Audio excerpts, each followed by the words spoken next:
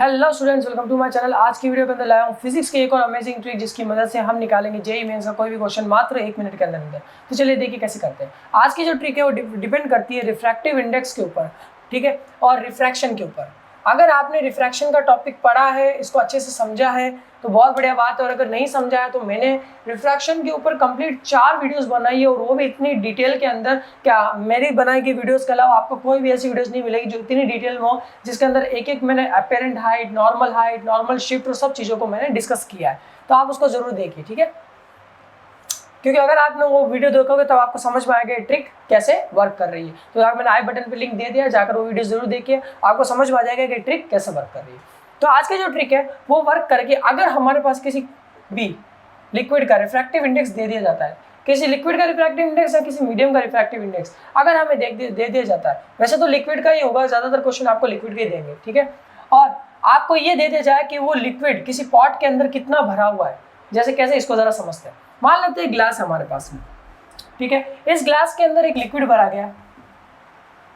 अब जाहिर सी बात है इस लिक्विड का एक रिफ्रैक्टिव इंडेक्स होगा, बिल्कुल होगा एक रिफ्रैक्टिव इंडेक्स लिक्विड का, ठीक है, और इसकी हाइट है कि ये लिक्विड इस ग्लास के अंदर यहाँ तक भरा गया। मान लेते हैं 4 सेंटीमीटर तक ये क्या भरा गया, और इसका जो रिफ्रैक्टिव इंडेक्स है वो हमारे पास दिया गया है 2, ठीक है, कि 2 रिफ्रैक्टिव इंडेक्स का एक लिक्विड 4 सेंटीमीटर तक भरा गया है। क्या हुआ, 2 रिफ्रैक्टिव इंडेक्स 2 का, और हाइट कितनी है 4 सेंटीमीटर तक एक लिक्विड भरा गया है। तो अब हमसे पूछ रहा है कि भाई ये बताइए कि जो ऑब्जेक्ट होगा, मतलब मान लेते हैं इसके अंदर मैंने कोई ऑब्जेक्ट डाला, ठीक है, तो जैसा कि हम लोग जानते हैं रिफ्रैक्शन का रूल ऐसा होता है कि जब हम रेयर मीडियम से डेंस मीडियम के अंदर किसी ऑब्जेक्ट को देखते हैं तो वो थोड़ा ऊपर उठा हुआ दिखता है, यानी कि उसकी इमेज यहाँ दिखेगी।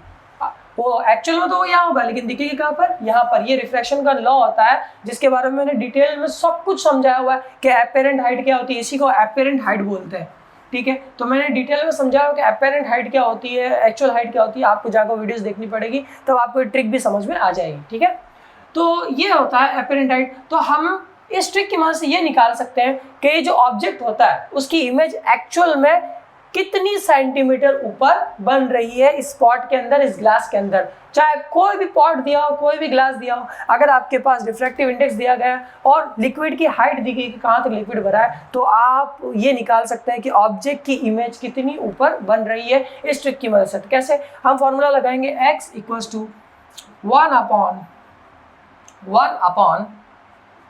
- 1/μ, यहाँ बाहर डी आएगा।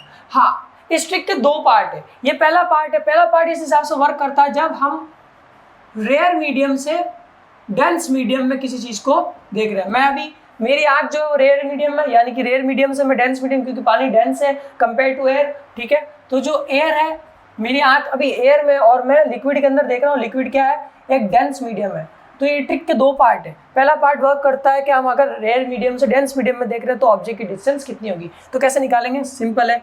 ऑब्जेक्ट देखिए लिक्विड कितना भरा हुआ है, 4 सेंटीमीटर तक भरा हुआ है। 1 माइनस रिफ्रैक्टिव इंडेक्स कितना दिया, 2, तो अब मैं निकाल सकता हूँ 4।